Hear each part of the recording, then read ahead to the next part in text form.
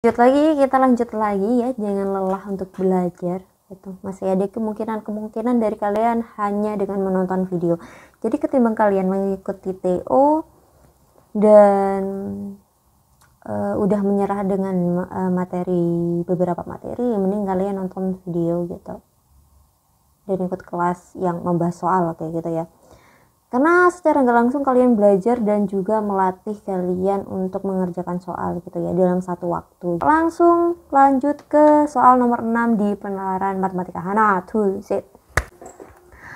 Rata-rata nilai ujian matematika dari 35 siswa adalah 6,7 gitu. Jadi kemudian 10 siswa mengikuti ujian susulan sehingga nilai rata-rata keseluruhan 7. Maka rata-rata dari Yang pertama itu ada X bar rata-rata dari sigma X dan N1 gitu ya, N1 gitu. Jadi bisa kita hitung sigma X1 nya berapa, yaitu 35 kali 6,7. Berapa? Oh, benar banget. 234,5. 5 kali 7 35, 3 kali 7 21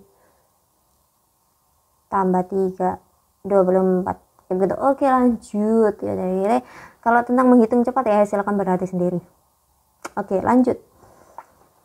Kita ke rata-rata kedua, kejadian kedua gitu ya. Kejadian kedua itu ada memiliki rata-rata kedua ya, dengan sigma X1 ditambah sigma X2 ya kan, dengan N1 ditambah dengan N2 begitu ya. Kita tulis dulu sigma X bar 2 nya.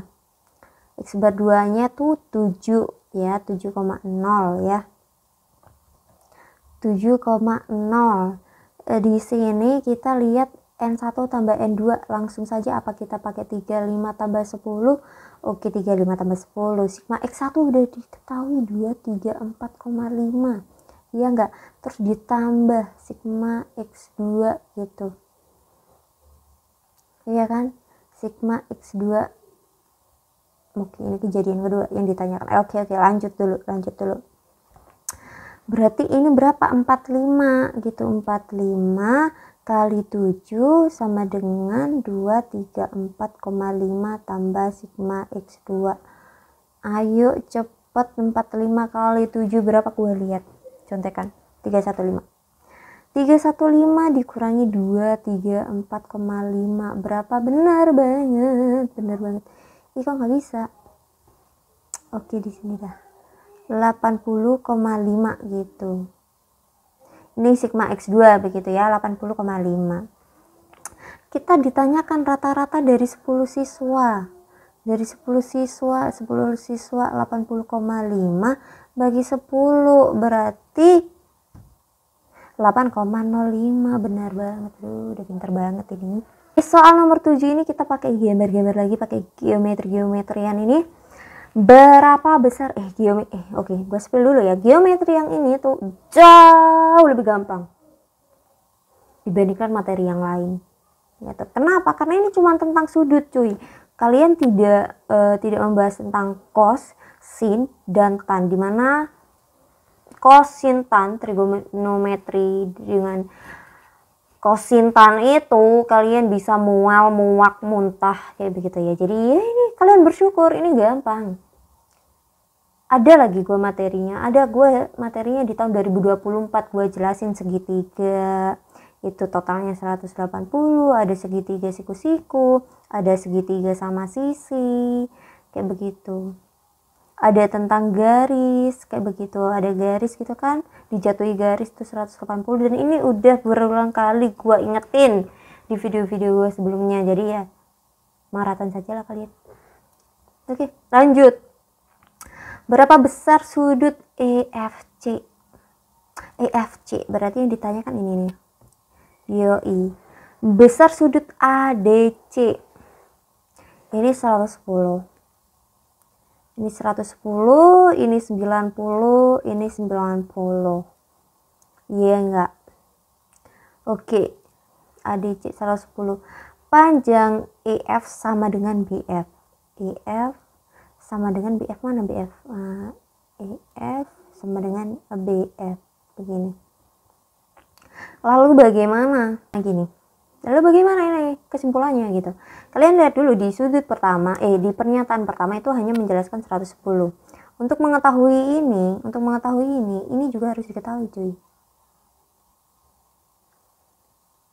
Begitu. Harus diketahui juga, sedangkan ini tidak diketahui. Jadi pernyataan 1 tidak cukup.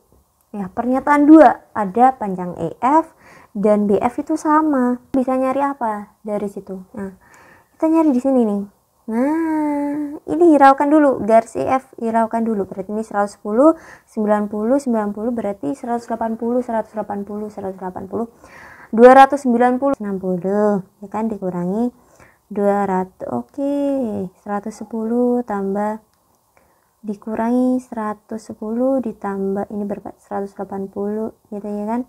Berarti total 70, berarti ini 70. Nah, ditambahlah informasi EF dan sama dengan BF. Nah, segitiga apa? Segitiga sama sisi. Sudut yang berhadapan sama besarnya. Berarti ini 70. Berarti ini berapa nih? Yang ini berapa? Yang ini 110 juga. Begitu. Yang ini 110, ini 70, 70. Ini udah ketemu 140. Ya kan, 140 ini berapa berarti nih? Berapa cuy? 40, bener banget. 180 ini berarti berapa? 140. Begitu. Jawabannya 140, berarti kedua pernyataan ini bersama-sama gitu ya. Tidak bisa dua saja, tidak bisa satu saja. Jadi seperti itu nomor 7, cukup panjang, tapi sebenarnya nggak panjang-panjang banget. Kalian kalau udah bisa kayak nggak usah dihitung, masalahnya tuh kita tidak perlu menghitung cuy. Jadi ini tipsnya cara cepatnya seperti ini, nggak usah menghitung. Sudut EFC ya yang ditanya, yang ini ya EFC, berarti yang diketahui apa nih? Pernyataan 1 yang ini. Nah yang ini belum diketahui, berarti nggak cukup 1 nggak cukup. Lihat 2, EF dan BF. EF BF sama, berarti bisa menghitung ini nih ya, sudut B ini melalui segi 4 ini. Berarti ini kalau ini diketahui, ini diketahui, ini diketahui, ini diketahui, ini diketahui, berarti ini diketahui gitu ya. Masuk nggak? Ya pelan-pelan gitu. Oke. Lanjut ke soal nomor 8. Di sini nomor 8 ini kelihatannya susah, tapi memang susah begitu ya. Ini susah, ada 2 persamaan kuadrat dengan akar-akarnya ini dan akar-akarnya nih. Apa yang harus kalian ingat? Yang harus kalian ingat adalah ini. Udah gue jelentrehkan dalam satu video materi bab gitu. Lihat aja kalau mau belajar, tapi waktunya mepet ya udah nonton ini aja, nggak apa-apa gitu. Jadi gimana? Ketika ada akar-akar ya, akar-akar faktor gitu ya, yang dijumlahkan, maka ini min B per A. Di sini ada akar-akar yang dikalikan juga. Nah, berapa? C per A. Nah, terus lanjut. Kita langsung ke soal.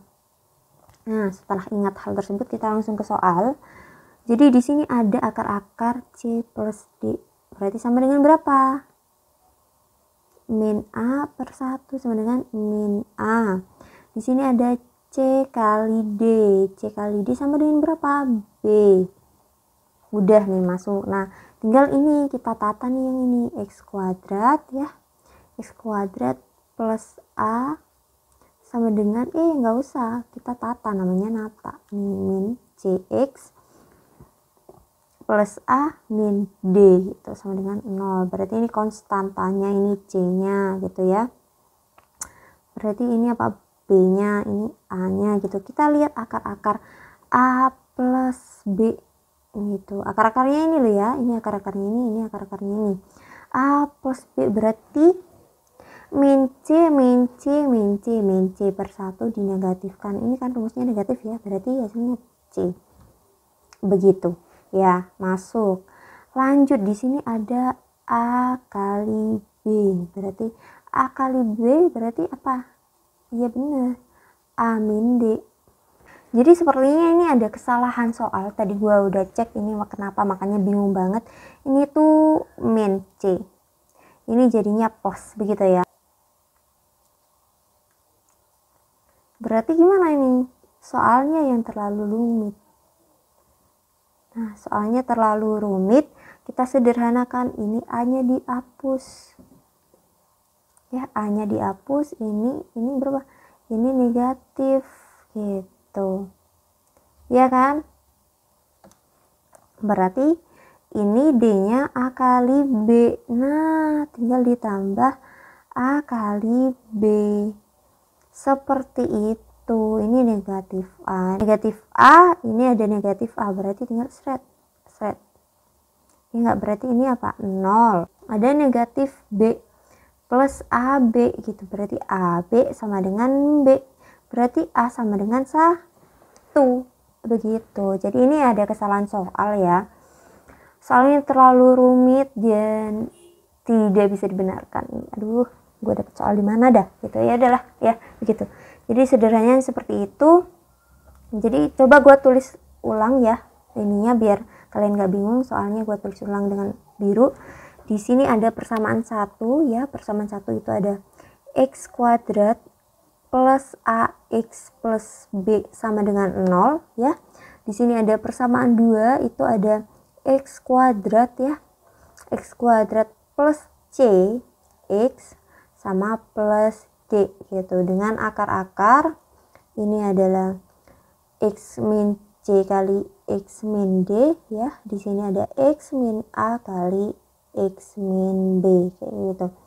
Ini adalah soal yang sebenarnya yang bisa kita kerjakan. Nah, soal yang asli yang seperti ini tidak bisa kita kerjakan ya. Angkat tangan, gue juga angkat tangan. Oke, langsung lanjut. Gitu ya. Nggak apa-apa ya, kita lanjut ke ini ya. C kali D sama dengan B. Oke, C kali D sama dengan B. Di sini C kita lihat lagi ada min A, min B. Berarti min A, min B ini dikalikan dengan D. D itu apa? A kali B. Sama dengan apa? B. Di sini A udah ketahuan berapa? Berapa nih? 1. Berarti min 1 min B. Berarti ini B doang gitu. Ada B doang. Di sini ada B. B. Nah, min 1 min B. Nggak usah kurung ya.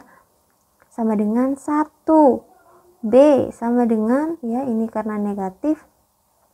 Ya, negatif 1 kurangi 1 berarti negatif 2. Seperti itu. Ini kenapa sih ya? Oke. Negatif 2. Nah, lanjut. Setelah A, B ini ketemu, kita ngapain? Ya udah nggak ngapa-ngapain cuy. Di sini udah ada C plus D. A plus B plus C plus D sama dengan 0. 0 lagi. Sama dengan berapa? A plus B, A-nya 1, B-nya negatif 2, C plus D sama dengan negatif A.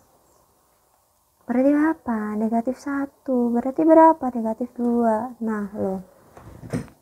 Ya, semoga soal-soal kalian nanti nggak ada yang tipe, nggak ada yang nggak jelas seperti ini gitu ya. Ini nggak jelas. Ini soalnya beneran gue nemu seperti itu ya.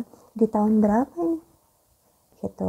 Niatnya salah, ini juga tipu, ini yang beradul soalnya. Astagfirullah dulu ya, astagfirullahaladzim. Oke lah, 9. Di sini ada prisma tegak segitiga siku-siku sama kaki. Segitiga siku-siku sama kaki. Udah bagus banget itu segitiga siku-siku sama kaki. Jadi gimana segitiga siku-siku sama kaki?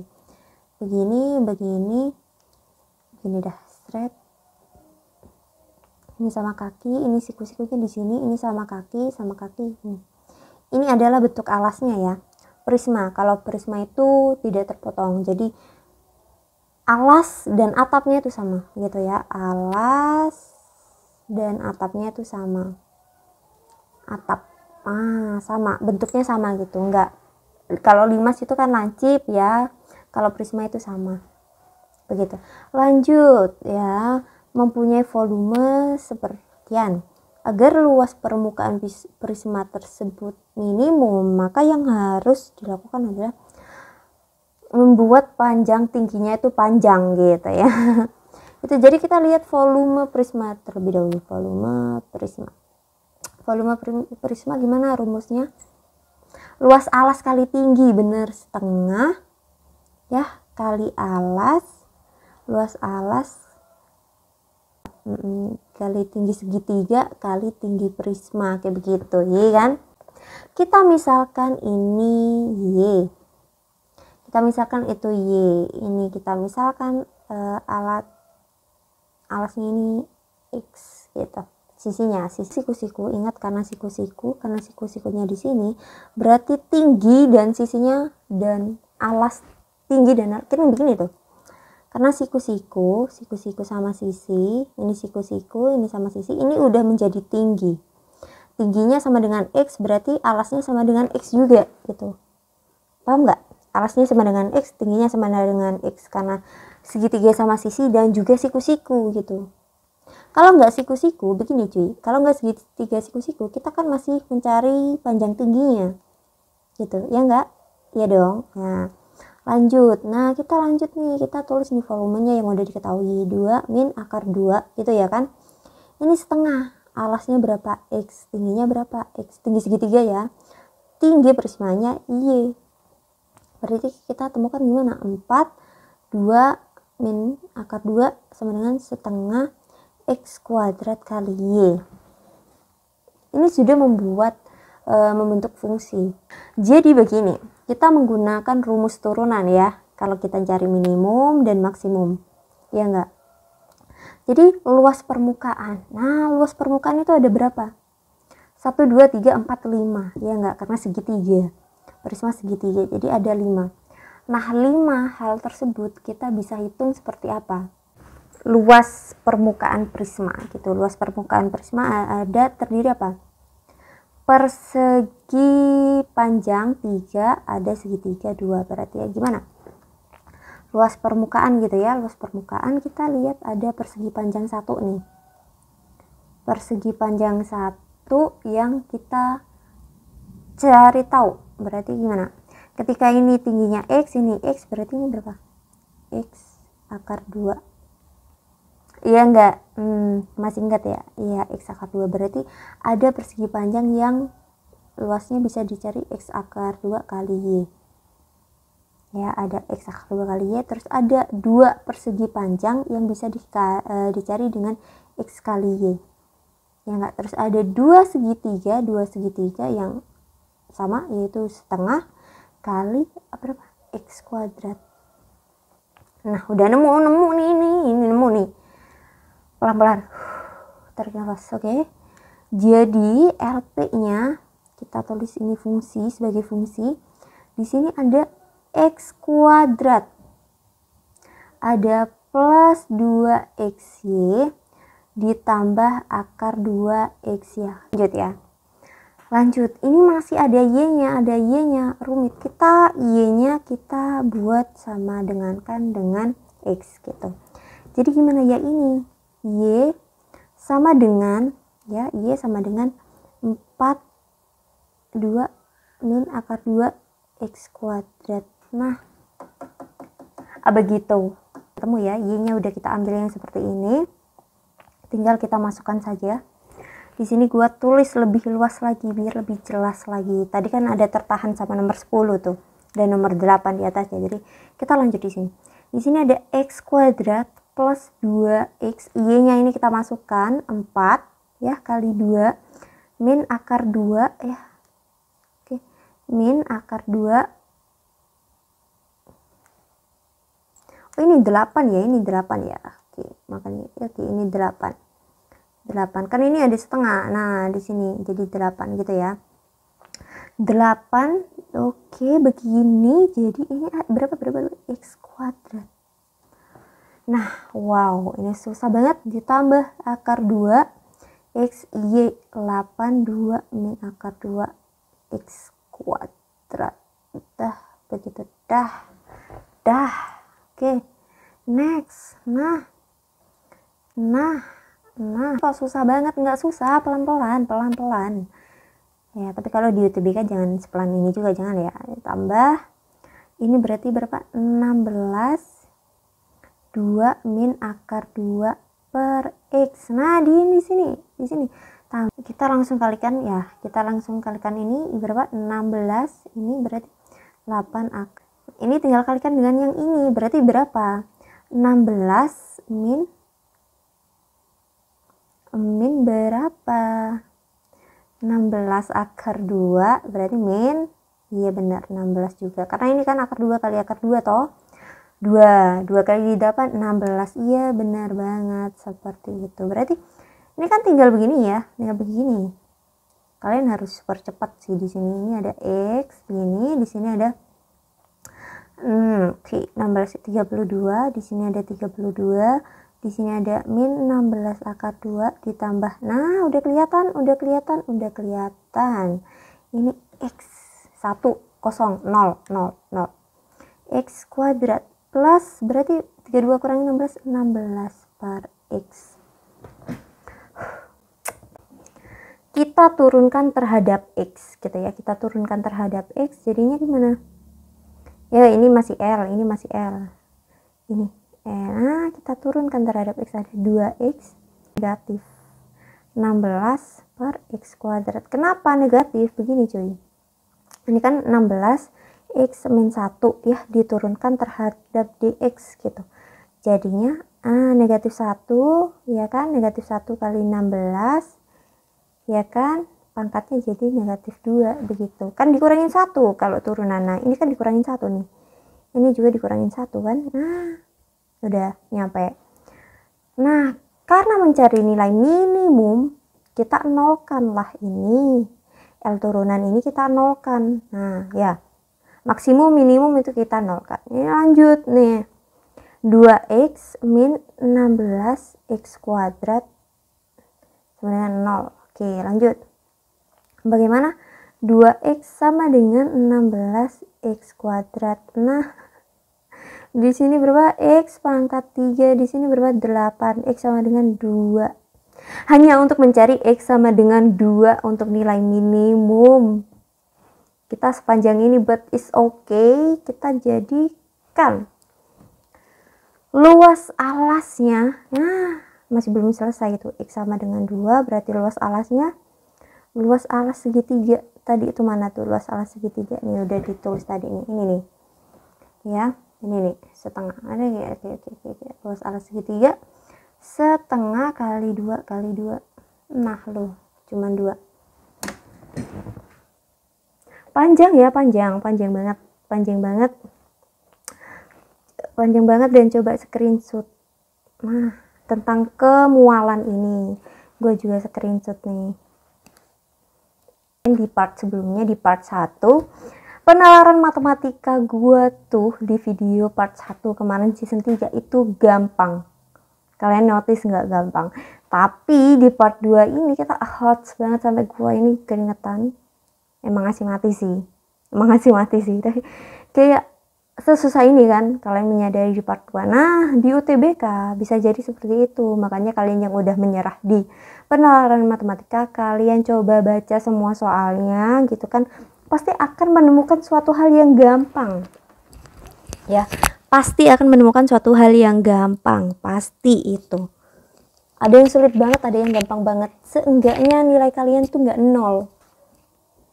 Setelah kalian udah nyerah, kalian bisa main blok karena tidak ada nilai negatif. Makanya gue bilang, IRT itu adalah penilaian paling fair untuk sebuah tes atau pengujian kompetensi seperti itu ya.